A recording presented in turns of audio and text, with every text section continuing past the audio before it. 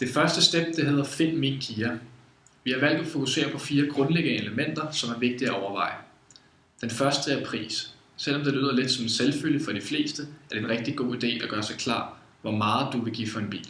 En bil er ikke just et standardprodukt, så der er rigtig mange ekstra ting, som du kan vælge til eller fra, og som derfor har indflydelse på din overordnede pris. Derfor, læg dig et loft for, hvor meget du vil spendere på en bil. Det næste er størrelse og model. Her er det vigtigt at overveje, hvad du skal bruge bilen til, og hvor meget du skal bruge den. Er det blot et transportmiddel til at komme rundt i byen, eller er det måske en lidt større bil, så der skal kunne bruges til at transportere hele familien sydpå om sommeren.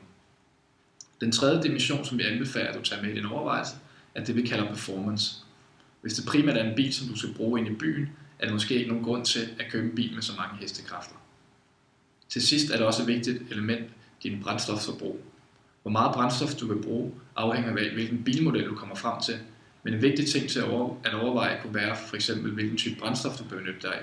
Om det skal være benzin eller diesel, eller om det for eksempel skal være en elbil.